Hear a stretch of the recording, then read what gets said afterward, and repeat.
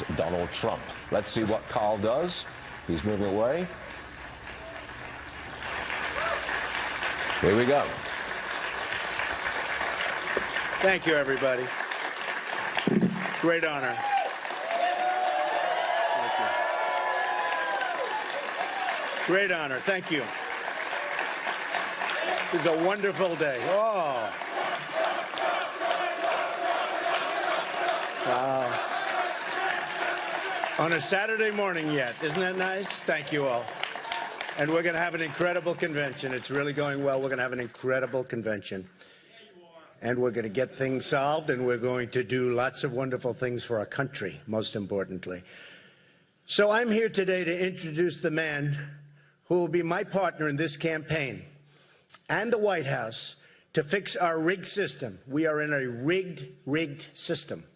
And to make America safe again and to make America great again.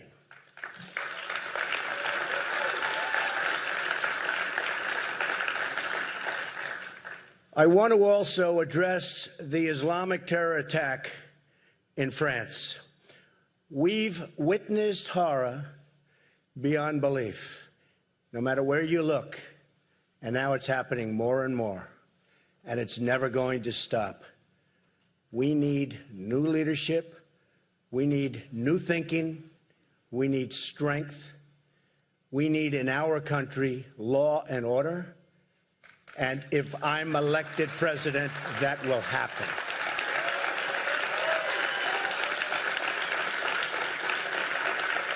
I want to express our unyielding support for the people of France, and we mourn their loss as a nation.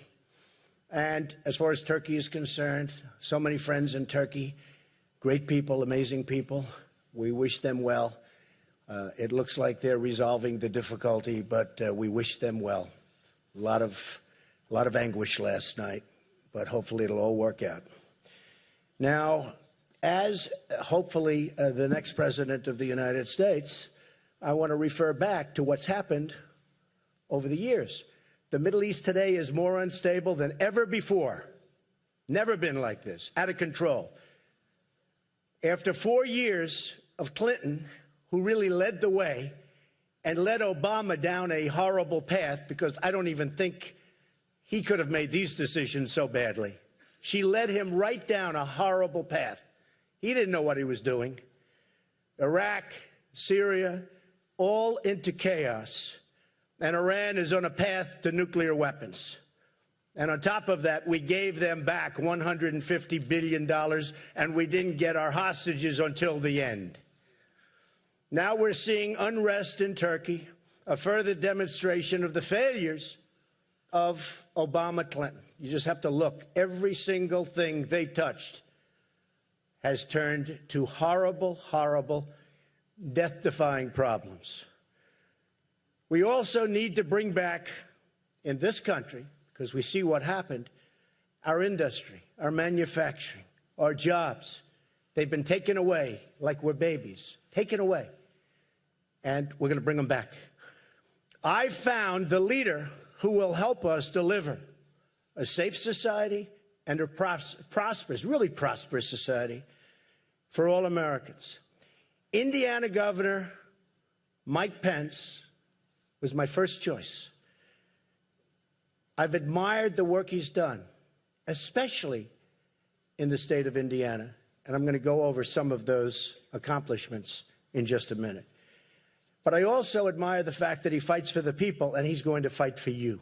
He is a solid, solid person.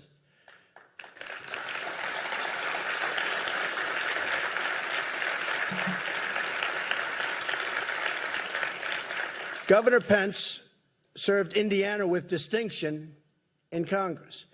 He rose to leadership and served as the chairman of the entire House Republican Conference. Number one. He's really got the skills of a highly talented executive, leading the state of Indiana to jobs, growth, and opportunity, in spite of the relentless obstacles put in his way and every state's way by the Obama administration. It's horrible out there. High taxes and regulations, and it's out of control. Mike Pence is a man of honor, character, and honesty. We know that. Hillary Clinton is the embodiment of corruption. She's a corrupt person. What she's done with her emails, what she's done with so many things, and I see the ads up all the time, the ads.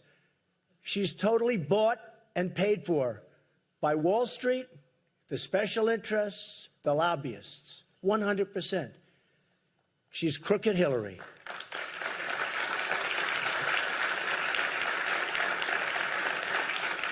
And I think that while she got away with murder, in fact, I think it might be her greatest accomplishment, escaping the recent scandal and her lies and the loss of 33,000 emails. But it wasn't a loss. She discarded. That in itself is a major crime. Other people have been paying tremendous prices for what they've done, which is peanuts compared to what happened with Hillary Clinton. 33,000 emails are missing, and that's okay. Didn't give them to the FBI. Didn't give them to the Attorney General, and that's okay. Wipes her server clean. That's okay. These are crimes. These are crimes. And how she got away with it, I think I understand it, but I think a lot of people don't. But I do believe, while she didn't pay the price she should have paid, she's going to pay that price when November 8th rolls around. She's going to pay it at the polls. I believe that. On top of everything else, Hillary made $21.6 million giving speeches to special interests in a short period of time. She's totally owned by Wall Street. We believe in Americanism. She believes in globalism. And it's not that she believes in it. The people that give her all of this money believe in it. And she'll believe in whatever they want her to believe. Believe me, that's it. What a difference between crooked Hillary Clinton and Mike Pence. Mike Pence will never be afraid to speak the name of our enemy. Radical Islam, radical Islamic terrorism. You saw it the other day with the truck screaming out the window. You heard what he was screaming out the window. You saw it in San Bernardino. You saw it at the World Trade Center. You saw it in Orlando. How horrible was that? You saw it in Paris. You see it all over. And Hillary is a weak person.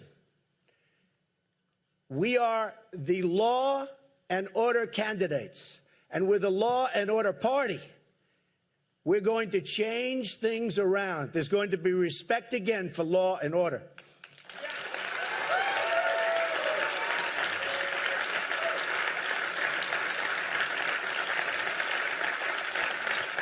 Hillary Clinton's foreign policy helped launch ISIS. You know, she's talking. I see the ads she puts on. If I make one statement, which is fine, she'll take that statement and put on a totally dishonest ad because she's got a lot of money. Because it's given to her by the lobbyists and by the special interests. She's got a lot of money. But I see the ads on foreign policy. She's talking about Donald Trump doesn't have foreign policy experience. Of course not. I've been a very, very, very successful business person. I mean, but if you look at my calls, I said, don't go into Iraq. Nobody cared because I was a business person. I was a civilian. Take the oil. Many, many calls I've made. You take a look. I said that in Scotland and in the UK that was going to happen. I was the one that predicted it. And everybody said, he's wrong, he's wrong. President Obama said if it happens, they're going to get to the back of the line, which probably is one of the reasons they lost. Of course, I consider it a win. I think it was a win for them, actually, because they don't want to be told what to do. And they don't want to be told that when people pour into the country, they have to take them even if they're not qualified, even if they don't have paperwork, even if they have no idea where they come from. And I said that Brexit's going to happen. I said that they are going to break away And everybody laughed at me. And the odds were 20%. And then when it happened, she took an ad saying, oh, Donald Trump said this or that. But I'm the one that said it was going to happen. And some of the more fair reporters, about 30% of them, said he was right. I appreciate that. 70% didn't, so that's okay. So Mike Pence will never be afraid to speak the name of our enemy. So important. Now, I think if you look at one of the big reasons that I chose Mike, and one of the reasons is party unity, I have to be honest. So many people have said party unity because I'm an outsider. I want to be an outsider. I think it's one of the reasons I won in landslides. I won in landslides. This wasn't close. This wasn't close.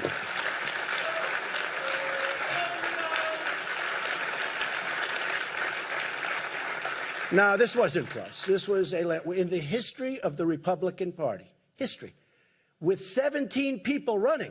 You have to understand, other people ran against 1, 2, and 3. With 17, we got, I say we because I'm the messenger. I'm a messenger. I'm doing a good job, but I'm a messenger. We got almost 14 million votes. That's more than any other person in the history of the Republican Party in the primary system running for president. And think of it. That's more than Ronald Reagan, who we love. That's more than Richard Nixon. It's more than Dwight D. Eisenhower. You know, he won the Second World War, in all fairness. It's pretty good.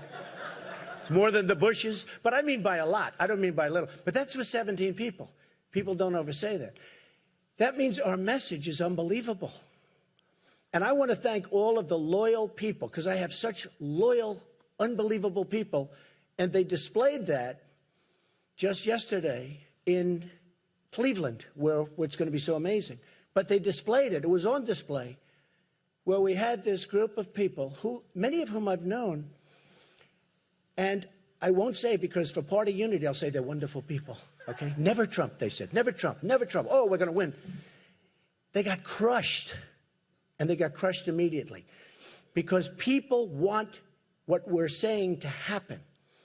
They're tired of a country that has horrible trade deals, that has no borders, that has taxes that are through the roof, highest taxed nation just about in the world, that has regulations that don't allow you to start a business and destroy your business if you do start. And by the way, speaking of destroying businesses, we're going to take care of the miners, and we're going to take care of the steel workers. We're going to put them back to work. So they're very tired of it. But I want to thank all of those people, that delegates that were on the different committees, because, boy, was that something. Did we show them something? And unfortunately, the vote was very late.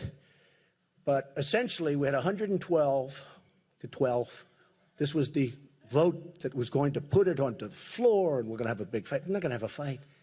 People agree with what they want the wall. They want the borders.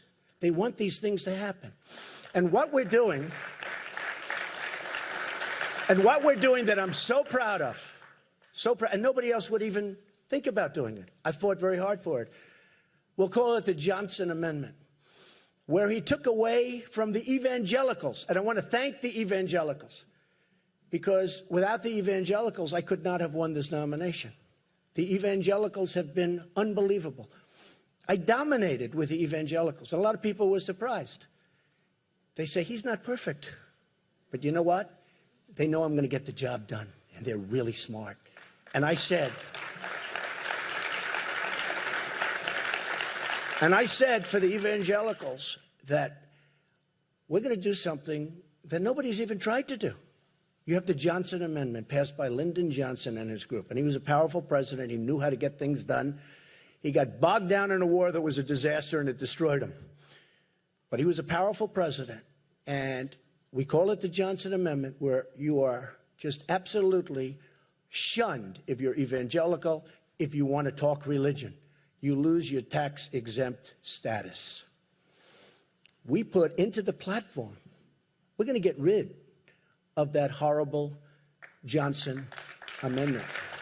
And we're going to let evangelicals, we're going to let Christians and Jews and people of religion talk without being afraid to talk. I saw this. I had so many great leaders, so many times up to my office. The absolute top evangelical leaders, Christian leaders, Jewish leaders. Believe it or not, some Muslim leaders. People are going to be surprised to hear that. I had the top leaders up to my office. And I said, why is it that you're so powerful as an individual, and yet when you get out there, you're sort of timid? And they didn't know how to answer the question. And it took 2-3 meetings before I figured it out. One great, great gentleman that everybody knows, but whose name I will not reveal, said, Mr. Trump, we live in fear in our churches and our synagogues.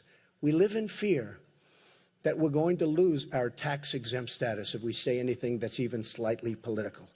And I looked out the window. I was in Trump Tower, and I pointed to people walking down the street. I said, well, they have the right to speak, but you don't. That means they're more powerful than you are. We have to do something about it. How did it start? How did it start?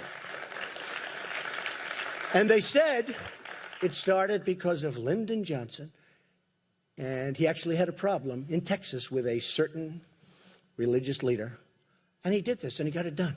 And we're going to undo it so that religious leaders in this country and those unbelievable people, and not because they backed me in such large numbers, but so that religion can again have a voice, because religion's voice has been taken away, and we're going to change that, okay? All right. Back to Mike Pence. So one of the primary reasons I chose Mike was I looked at Indiana, and I won Indiana big. Remember, Indiana was going to be the firewall. That's where Trump was going down. They agreed I'd win New York, I'd win Pennsylvania, I'd win all these places. But Indiana was going to be the firewall. So I got to study Indiana. And I got to study New York and a lot of other places. And I saw how NAFTA, signed by Bill Clinton, has drained our manufacturing jobs. Just drained us like we've never been drained before. NAFTA, again, signed by Bill Clinton. NAFTA is the worst economic deal in the history of our country. Manufacturing down in some states 55, 60%. It's a horror show, moving to Mexico, moving to other places. I have a friend who's a great builder. What he builds is plants. That's all he does is build plants. He doesn't build buildings. He builds plants. It's the biggest in the world, from what I hear. I said, how's business? I was with him the other day. How's business? He goes, unbelievable. I said, really? Wow, I'm surprised. Why is it unbelievable? Because I think of him as building in this country. He said, Donald, what we're doing in Mexico, you won't believe. I said, what do you mean? He said, we're building plants in Mexico, the likes of which we've never seen. I said, what about this country? Not much. Not much. That's the expression. He said exactly that. Not much. I said, but Mexico? He said, you've never seen anything like it. It's incredible. Folks, that's going to stop. We're going to go reverse it. We're going to bring our jobs back to this country. We can't be the stupid people anymore. Okay? And he was better than a pollster. He's better than a consultant. I'd say, how are we doing? And you get a big report that costs you millions of dollars. Doesn't cost me millions. Me, I give him $10,000, okay? Costs other people millions. Costs other campaigns millions to get a report. Every time they get a report, it's millions. But I'll tell you what, a guy like this is better than anybody you can hire to do a report. And he said it. He didn't say it from the standpoint of he's upset about it. Just fact. How are we doing? Unbelievable in Mexico. In fact, he actually said, I've never, ever seen anything like it. And if you look, Ford is building massive plants there instead of Michigan. We want them to build them in Michigan. They're going to build them in Michigan. And you know that I know how to do that. So easy. So easy. But they're not going to do, and they're not going to take advantage of us without retribution. There are consequences when you fire thousands of people and move to another country and then think you're going to make your product and sell it in here. There are consequences. And those consequences are going to keep companies in our country. It's very simple. And everybody here knows what the consequences are. But I won't say that because I'm much more interested right now in Mike. Indiana's unemployment rate, and this is the primary reason I wanted Mike, other than he looks very good, other than he's got an incredible family, incredible wife and family. Karen is amazing. Incredible family. Highly respected, expected to go for another 4 years. He would have won, I think, very easily in Indiana. Indiana, their unemployment rate has fallen when he was there, when he started, 8.4% when he was governor, when he took over, to less than 5% in May of 2016. Since January 2013, Indiana's labor force has increased by more than 186,000 jobs. You have to understand, I've gone around to all these states. I've gone to all of them. And every time I have statisticians, I say, give me the stats on a state. And it's always bad. Down, down, down. Down 40%, 50%, 60% in some cases. Here's somebody where it's gone up. Private sector job growth is up by more than 147,000 jobs since 2013. That's like very unusual. Governor Pence balanced the budget. Can you imagine a balanced budget? Our budget's so out of whack in this country, we don't know what we're doing. We're going to owe very soon $21 trillion. He balanced the budget. They don't know what that means. Governor Pence balanced the budget, produced a surplus, and maintains a $2 billion reserve fund in the state of Indiana. It's also rated AAA. Their bonds are rated AAA. Very few states have that. AAA. The best. That's as good as you can get. Whether you're a company, a state, AAA. Indiana was recently recognized by Chief Executive Magazine as the #1 state in the Midwest for business. #1. And it's not even close. There are approximately 34,000 fewer Hoosiers on unemployment insurance now than they were when Mike Pence took office. So you have fewer Hoosiers, fewer people from Indiana. Besides that, Bobby Knight, my friend who really did help me. I mean, if you want to reference Bobby Knight in Indiana, we love Bobby Knight. But he agrees with everything I'm saying. He loves the governor. Indiana has the second lowest unemployment rate in the nation. For veterans, where nobody's fighting for the veterans like I'm fighting for the veterans. The veterans have been left behind. If you remember a few months ago, Hillary Clinton said, really, they're doing much better. The VA is much better. They're doing a much better job than people give it credit for. People are dying online waiting for 5-6 days for doctors. People are dying, they can't even see a doctor. It's a scandal. Take a look at what's happening with the VA in Arizona. Take a look at what's happening with, just the Veterans Administration hospitals. It's a scandal. It's corrupt. It's incompetent. It's a scandal. And Hillary Clinton thought it was just fine. And boy, am I going to win big with the veterans. I mean, we know that for a fact. So it's now 2.4% for veterans. In 2013, when Mike Pence took office, the rate for veterans was 6.7. It was 31st in the nation, one of the bad ones. And now it's almost the best. Got them jobs. Got them jobs. Indianapolis is ranked second in top 10 metro areas for young college graduates. That's a great thing. They're going to stay there. That's a great thing. And Mike worked hard on that. He was telling me that was not easy. Under Governor Pence's leadership, Indiana enacted the largest K-12 education funding increase in the state's history. So you're balancing budgets, and yet you're giving more money to education. Isn't that a great thing? Indiana has just about the largest school choice program in America. School choice is where it's at, folks. You want to get your schools better. You've got to get rid of Common Core fast. Governor Pence enacted the largest income tax cut in the state's history. Think of that. We're cutting taxes and balancing budgets. And along with corporate tax reform, just about #1 in the country. CNBC ranked Indiana first in the nation for its infrastructure. So with all of these cuts and all of these balancing budgets, we're spending more money on education, and the infrastructure is kept up.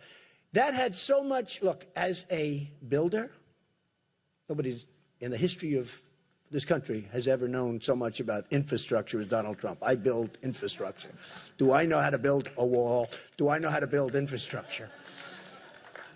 You know, it's very interesting. We're building, I won which is pretty amazing in the Obama administration, but I won the right to have the old post office building on Pennsylvania Avenue right near the White House. And it's an amazing, probably the best location, one of the most sought-after projects in the history of the GSA, General Services. And I really like what's happened. We're going to have an opening very soon. Ivanka and Eric and Don did a fantastic job on it. But I thought the other day, I was going over the numbers, we're under budget and about a year, actually more than a year. But we're a year ahead of schedule, and we're under budget substantially. And the quality of the work is even better than we originally were going to do. And when I explained to a government representative that we're under budget and ahead of schedule, they almost fell off because they'd never heard those words before. They've never heard. So when I see what happened to Indiana, which was having tremendous problems, when I see what happened to Indiana under Mike's work, also his predecessor did a great job, by the way, great job, who's now at Duke, who's now at Purdue. When I see what happened with respect to the numbers, the state, and everything else, that to me was probably the single most important point, because it's something that hasn't happened, almost has not happened in this whole country.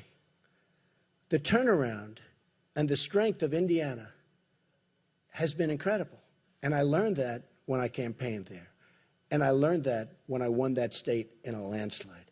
And I learned that when Governor Pence, under tremendous pressure from establishment people, endorsed somebody else, but it was more of an endorsement for me, if you remember. He talked about Trump. Then he talked about Ted, who's a good guy, by the way, who's going to be speaking at the convention. Ted Cruz, good guy. But he talked about Trump, Ted, then he went back to Trump. I said, who did he endorse? So even though he was under pressure, because I'm so, outside of the establishment, it was the single greatest non-endorsement I've ever had in my life, okay? I will tell you. So with that, I would like to introduce a man who I truly believe will be outstanding in every way and will be the next Vice President of the United States, Governor Mike Pence. Thank you. Thank you, everybody. Thank you.